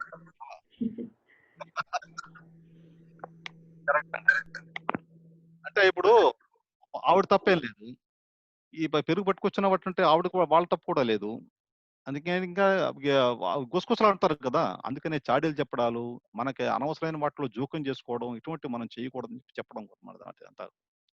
అంటే మనకి మాట అది కూడా కర్మ కింద లెక్క. మన థింకింగ్ దేనికైతే ఆలోచిస్తాం అది కూడా ఒక కర్మే. నేను ఏం కర్మ చేయను, ఖాళీ కూర్చున్నా కానీ మనసు ఒప్పుకోదు కదా, ఏదో ఆలోచిస్తూ ఉంటుంది, అది కూడా కర్మ చేసినట్టు లెక్క అది. అదనమాట. అందుకని ఆ కర్మ ఎలా ఉంటుంది అనేది చాలా డిఫికల్ట్. అది ఏ రకంగా మన సంచిత కర్మ ఎలా డెవలప్ అవుతుంది, ఎలా తగ్గుతుంది అని కూడా మనం చెప్పడం చాలా కష్టం. అది దాన్ని ట్రేస్ చేయడం అని. అందుకని ఎగ్జాంపుల్ చెప్పుకొచ్చాను. తర్వాత చూడండి, గుడ్ కర్మ, బ్యాడ్ కర్మ చూడండి ఎలా ఉన్నాయి. ఏవేమంటే గుడ్ కర్మ అంటారు, కొన్ని చెడు కర్మ అని చూడండి. పుణ్యాలు, పరిశుభ్రత, కరుణ, సత్యం, తపస్సు ఇలా చేసుకుంటూ ఉంటాయి కదా, అవన్నీ కూడా మంచి కర్మ సంబంధించినవి. తర్వాత పాపాలు, అక్రమ సంబంధాలు, మాంసాహారం తినడం, జూదం, వ్యసనాలు, అది ఇటువంటివన్నీ కూడా చెడు కర్మ కింద వస్తాయన్నమాట. మాంసాహారం తినడం అంటే ఇప్పుడు మనం ఒక జంతువుని హాని చేసి మనం తింటున్నాము. అది అంటే ఇప్పుడు యాక్చువల్గా పురాణాలకు చెప్పింది కూడా ఏంటంటే, మనకి health point of view real కావాలంటే కనుక తీసుకోవచ్చు అనకంటే ఉంది. కానీ అది ఇట్స్ నాట్ రిక్వైర్డ్ ఫర్ మనకి బాడీ మెయింటైన్ చేయడానికి, భగవద్ సాధన దానికి ఆయన దగ్గరికి వెళ్ళడానికి మాత్రం ఇచ్చినట్టు అవసరం అయితే లేదు మనకి. అలాగే జోదం, వ్యసనాలు ఇవన్నీ కూడా పాపకర్మ కింద వస్తాయి, చెడు కర్మ అండి. తర్వాత కొన్ని కర్మలు ఎలా ఉంటాయంటే ఇమీడియట్ రియాక్షన్ ఉంటుంది, కొన్నేమో డిలే రియాక్షన్ ఉంటుంది. ఇప్పుడు ఒక ప్రాక్టికల్ గా నాకు తెలిసిన ఒక ఎగ్జాంపుల్ చెప్తున్నాను. ఒక హైదరాబాద్ లో సిమెంట్ ఫ్యాక్టరీస్ కి వాటికి ఒక అసోసియేషన్ ఉంది. దాంట్లో ఒక ఇన్ఛార్జ్, నేను ఐఎమ్ టాకింగ్ అబౌట్ 80s లో మాట్లాడుతున్నాను. ఆయన ఒకసారి సింగపూర్ వెళ్ళాట. సింగపూర్ వెళ్తే ఆయన డ్రైవ్ చేసుకున్నాడు, కారు డ్రైవ్ చేసుకుంటూ వెళ్తున్నాడు. మామూలుగా మనం ఏంటంటే సిగ్నల్స్ ఉంటాయి కదా, సిగ్నల్స్ ఎల్లో సిగ్నల్ రెడ్ వచ్చి తర్వాత ఎల్లో వచ్చి తర్వాత గ్రీన్ వస్తుంది కదా. ఎల్లో వచ్చిన తర్వాత మామూలుగా ఇంకా ట్రై టు స్టాప్, ఆయన ఆగకుండా వెళ్ళిపోతున్నాడు. ఆకుండా వెళ్ళిపోయి నెక్స్ట్ సిగ్నల్ దగ్గరికి వెళ్ళేసరికి పోలీసాడు వాళ్ళకి అంత అప్పటికే అంత ఇక అంత కెమెరా సిస్టమ్ అంతా ఉన్నాయి వాడికి. ఉండి వాడిని ఆయన బయటకు లాగి ఒక దవడ మీద కొట్టాడు, ఒకటి క్లాప్ చేశాడు అనమాట. కొడితే ఆయన అనుకున్నట్టు, ఆయన నేను ఎంటైర్ ఆంధ్ర తెలంగాణ వీటిల్లో సిమెంట్ ఫ్యాక్టరీస్ అన్నిటికీ కూడా పెద్ద ఇన్ఛార్జ్ నేను ఒక అసోసియేషన్కి. నేను తలుచుకుంటే ఒక 100 ఎకరాలు కొనగలను, అంత ఆస్తి ఉంది నాకు, అంత పలుకుబడి ఉంది, పేరు ఉంది నాకు. అటువంటి వాడిని నన్ను బయటకు లాక్కొచ్చి చెంపదెబ్బ కొట్టాడు వీడు అని చెప్పేసి ఆ రకమైన అనిపించింటాయి. అప్పుడు ఆయన జ్ఞానోదయం అయింది. ఏమని, నేను తప్పు చేశాడు కదా, ఇటువంటి శిక్షలే కనుక మన ఇండియాలో ఉంటే ఎప్పుడూ బాగుపడేది అనుకుంటా. ఆయన అందరూ చెప్తున్నాడు, ఆయన తర్వాత నన్ను ఇలా కొట్టాడు అని చెప్పి సహజంగా చెప్పుకున్నాడు ఆయన మీటింగ్ లో. ఆయన అంటే తక్షణ అంటే ఇమీడియట్ ఇన్స్టెంట్ గా రియాక్షన్ ఇచ్చాడు. అటువంటిది అనమాట. వాడు తప్పు చేశాడు, ఇమీడియట్ గా వాడు చంపద కొట్టాడు. అది ఇమీడియట్ రియాక్షన్ వచ్చేది. అంటే చేసినటువంటి కర్మ ఇమీడియట్ రియాక్షన్. కొన్ని కర్మలు కొంచెం రియాక్షన్ డిఫరెంట్ గా ఉంటాయి. ఇప్పుడు ఇక్కడ చూడండి, ఈ ఎగ్జాంపుల్ ఏంటంటే ఇదో కర్మ. ఇది ఎట్లాగంటే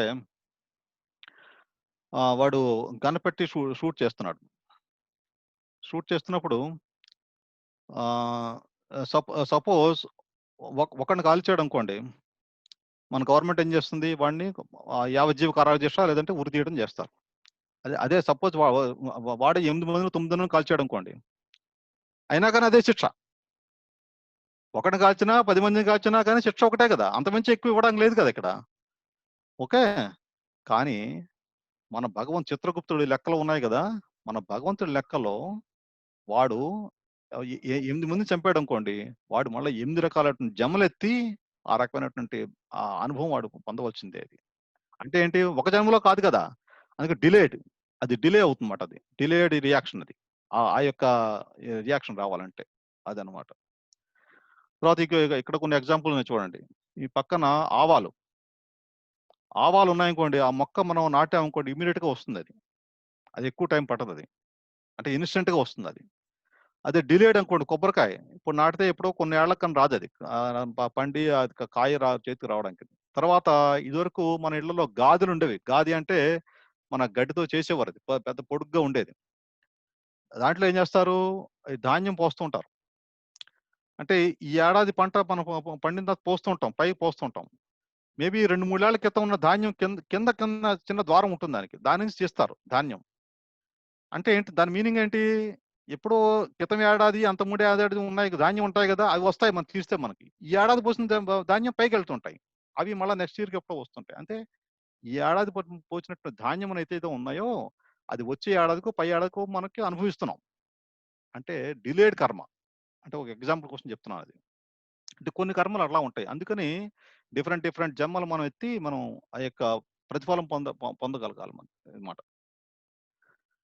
తర్వాత వ్యక్తిగత సామూహిక చర్య ఉంటుంది. అంటే కొన్ని కలెక్టివ్ ఉంటాయి.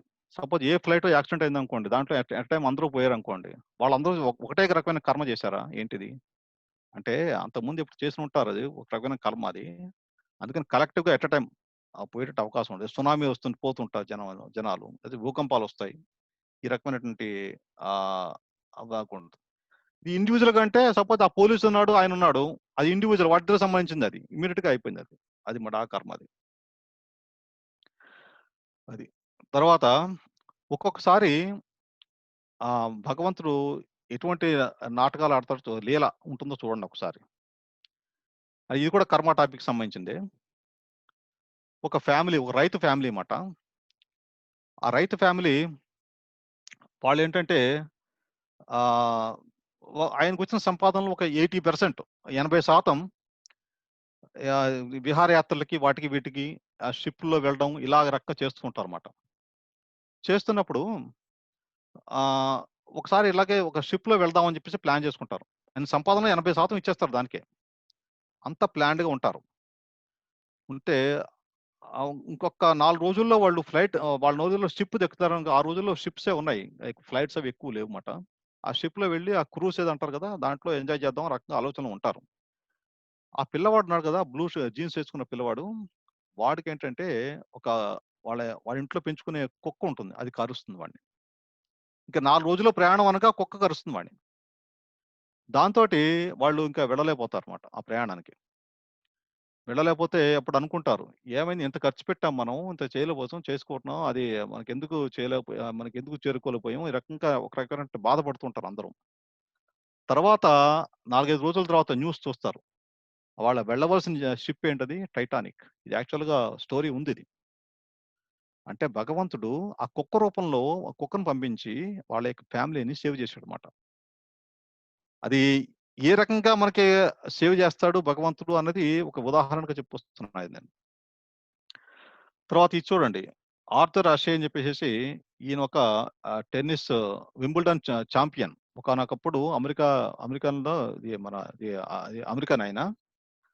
ఒక అది మన టెన్నిస్ వింబుల్డన్‌లో చాంపియన్. కప్ కూడా తీసుకున్నాడు. అంతా అయిన తర్వాత 2, 3 ఏళ్లకే ఎప్పటికో ఆయనకి హెచ్ఐవి అది రావడం, దాంతోటి ఆ రోగం రావడంతోటి జర్నలిస్ట్ అంతా వచ్చారు. మీరింత మంచిగా ఉంటారు, చేస్తుంటారు, మీకెందుకు వచ్చింది ఇట్లాగా? ఈ రకంగా జర్నలిస్ట్ అంతా కూడా వచ్చి అడిగారుమాట ఆయన్ని. ఆయన అప్పుడు ఒకటే సమాధానం చెప్పాడు. ప్రపంచంలో ప్రతి ఏడాది కూడా ఆల్మోస్ట్ ఒక 5,00,000 మంది టెన్నిస్ ఆడడానికని ట్రై చేస్తారు. దాంట్లో ఒక 50,000 మంది ఒక రకమైన ఆట నేర్చుకుంటారు. చిన్న చిన్న వాటిల్లో ఆడుతూ ఉంటారు. దాంట్లో ఒక 5,000 మంది మటుకు ఇటువంటి టోర్నమెంట్స్‌కి రావడానికి దానికి ఒక నేషనల్ లెవెల్‌లో ఆడడానికి వాళ్ళకి అర్హత సంపాదిస్తారు. దాంట్లో ఒక 50 మంది మాత్రం ఇటువంటి వింబుల్డన్ ఇటువంటి పెద్ద పెద్ద టోర్నమెంట్‌లు రావడానికి అర్హత సంపాదిస్తారు. దాంట్లో ఫస్ట్ వచ్చేవాడు ఉంటాడు 50 మందిలో ఒకడే ఉంటాడు. ఆ ఒక్కడిని నేను. ఆ ఒక్కడే జరిగినప్పుడు నేను భగవంతుడిని ఏం అడగలేదు. భగవంతుడా నాకే ఎందుకు ఇచ్చావు ఇట్లాగా? అని చెప్పేసి ఆయన్ని పొగిడేసేసి నేనేమి చేయలేదు. కానీ ఇప్పుడు నాకు ఈ రోగం వచ్చినప్పుడు ఆయన క్వెషన్ చేయాలా నేను అని అడిగాడు జర్నలిస్ట్‌ని. మళ్ళా క్వెషన్ చేశాడు. అందరూ కూడా ఆలోచించిన విషయం ఇది. మనం ఎంతసేపు ఏంటంటే ఇది చేస్తున్నాం, అది చేస్తున్నాము. నాకే ఎందుకు వస్తుంది ఇట్లాగా? ఆలోచించుంటే మన యొక్క సంచిత కర్మ ఏదైతే ఉందో అది తగ్గించుకునే ప్రయత్నం మనకు భగవంతుడు కల్పిస్తున్నాడు అట్లాగా. ఆమె శరీరం ఇచ్చి. ఆయన ఒక రకంగా ఆయన చేసేటువంటి ఒక రకమైన మాకు ఉపయోగం అది మనకి. ఆ బాడీనిచ్చి ఆయనకి ఆ యొక్క కర్మ అంతా కూడా నల్లిఫై అవుతోంది మనకి. ఆ యొక్క అవకాశం ఆయన ప్రొవైడ్ చేస్తున్నాడు. అందుకని అది యుటిలైజ్ చేసుకోవాలి మనం. ఒకవేళ చెడు జరిగితే అనుకోండి, చెడు కర్మ పోతుందని చెప్పి ఒక రకమైన సంతోషించాలి. అదే మంచి జరుగుతోందనుకోండి, మంచి కర్మ కూడా మంచి చెడు 2 కూడా రెండు చెడువే. ఎందుకంటే మొత్తం కర్మ పోతే కనుక మోక్షం రాదు మనకి. అందుకని మంచి జరిగినా కానీ, చెడు జరిగినా కానీ ఒకే రకంగా ఆ పిల్లి పిల్లని ఎలా పట్టుకొని చూసారో, ఆ పిల్లి పిల్ల ఎలాగైతే భావన ఉందో ఆ రకంగా మనం ఆ యొక్క లైఫ్ కనుక మనకు నేర్చుకున్నట్టయితే అలా ఉండాలని చెప్పేసేసి అప్పుడే మనకి సార్థకత, మోక్షం వచ్చేటువంటి అవకాశం ఉంటుంది. సో ఇక్కడ చూడండి. ఆయన మంచి పూజలు చేసేవాడు. ఆ పిల్లకోసారి ఏదో పోయింది. ఆయన పేరేంటంటే చార్లెస్ డార్విన్. చాలా మంది తెలిసే ఉంటుంది.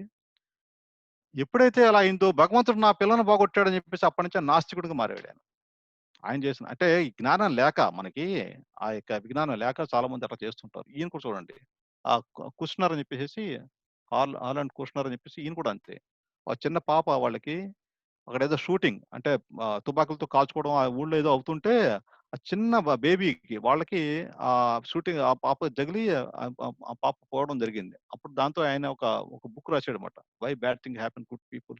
ఈ రకంగా రాసుకొచ్చాడు. ఆయన కూడా నాస్తికుడిగా మారాడు ఆయన. అంటే మనం ఏ రకంగా ఆలోచించాలనేది ఒక భగవంతుడు మంచి చేసినా కానీ, చెడు చేసినా కానీ మన మంచికే అనేటువంటి ఉద్దేశంలో మనం ముందుకెళ్తే కానీ మనకు మోక్షం రాదు అని చెప్పడంతో చెప్తున్నమాట. తర్వాత నాకెందుకొచ్చింది? ఈ యొక్క లా ఆ యొక్క న్యాయం లా ఆఫ్ కర్మ అంటారు కదా! అవన్నీ తెలిస్తే కదా ప్రాబ్లమ్. అయినా నాకు తెలియకుండా నేను కూర్చున్నా అనుకో నాకేం ప్రాబ్లమ్ ఉండదు. నాకు తెలీదు కాబట్టి మంచి చెడు జరిగితే నాకు సంబంధం లేదు అని కూర్చుంటే అలా ఒప్పుకోడు. భగవంతుడు అలా ఒప్పుకోడు. ఎందుకంటే సపోజ్ మన సైన్స్ లో మనం ప్రూవ్ చేసినట్టు Newton law, gravitation force, Apple పండు చెట్టు ఉంటే కిందే పడుతుంది, పైకి వెళ్ళదు అది అని చెప్పి మనం నేర్చుకున్నాం కదా, చూసాం అది. అప్పుడు ఒకడు ఏం చేస్తాడంటే, నేను గ్రావిటేషన్ ఫోర్స్ నమ్మను, న్యూటన్ సిద్ధాంతం నేను నమ్మను, నేను ప్రూవ్ చేయలేదు, నేను నమ్మను అని చెప్పేసి 40 అంతస్తుల బిల్డింగ్కి వెళ్ళి కింద దూకుతానంటాడు. కింద దూకితే ఏమవుతుంది, నేను నేను కింద నేను నేను నమ్మను కాబట్టి, న్యూటన్ సిద్ధాంతాన్ని నమ్మను కాబట్టి నేను పైకి వెళ్తాను అంటాడు అని చెప్పి పైకి ఎగురుతాడు. అలా కిందకి ఏమవుతుంది, చివరికి ఏమవుతుంది, కిందే పడతాడు. తర్వాత పైకి వెళ్ళడం తర్వాత సరే, తర్వాత ఎలాగో పైకి వెళ్తాడు వాడు. అదనమాట. అంటే మనకి లా ఆఫ్ కర్మ నాకు తెలియదు, నేను నమ్మను అంటే కనుక భగవంతుడు ఒప్పుకోడు. అది ఆటోమేటిక్గా అది వెళ్తుంటుంది, సర్కిల్కి వెళ్తుంది. మనం చేసిన కర్మ సంచిత కర్మకి యాడ్ అవుతూ ఉంటుంది అట్లా. తర్వాత నేను ఒక ఈక్వేషన్ చూడండి, 10 - 5 ఎంత, 5 అని చెప్తాం. కానీ మన లా ఆఫ్ కర్మలో అది కాదు. 10 and -5, 10 - 5 రెండు. నేను 10 రకాల మంచి పనులు చేశాను, 5 రకాల చెడ్డ పనులు చేశాను, సో 2 నలిఫై అయిపోయి మాకు 5 మిగులుతుంది అంటే కాదు అది. 10 మంచి చేసావు కదా, 10 రకాల పుణ్యాలు అనిపించాలి. 5 చెడ్డ చేసావు కదా, 5 రకాల చెడ్డను అనిపించాలి, అంతే.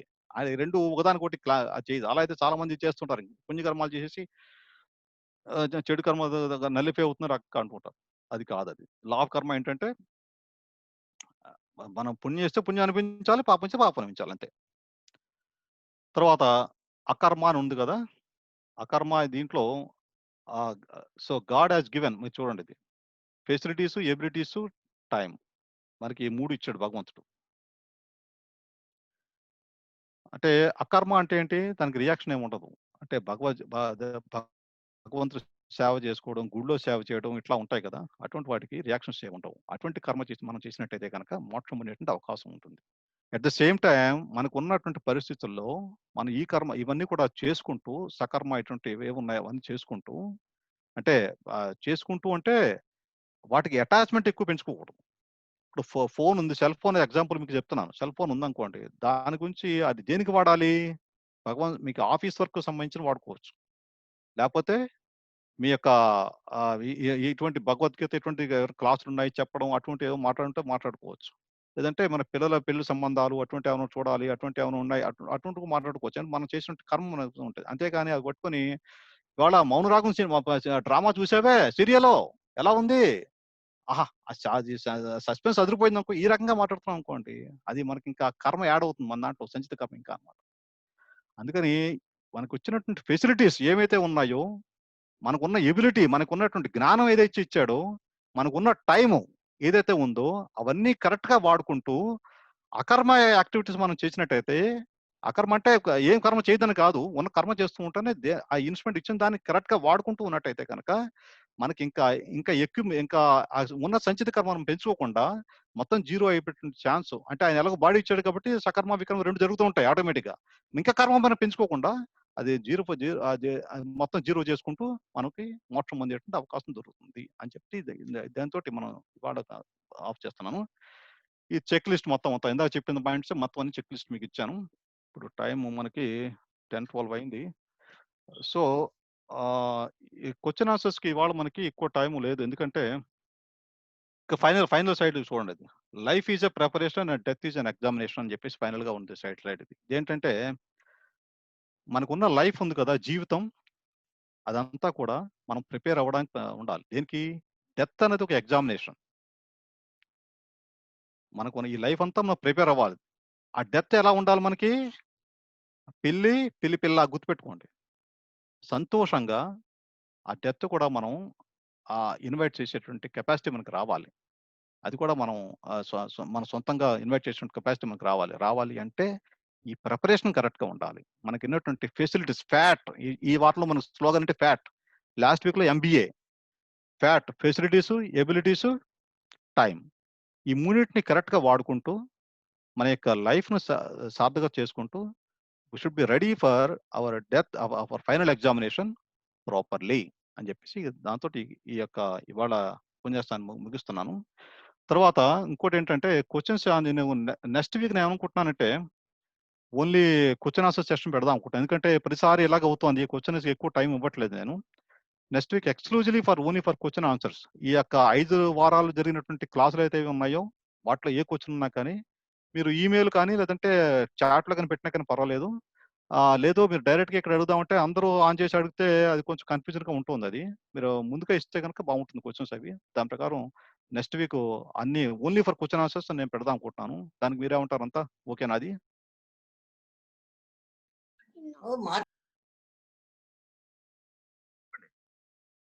లేకపోతే మీరు టెక్స్ట్ టైప్ చేయండి అక్కడ. ఓకే ప్రభు.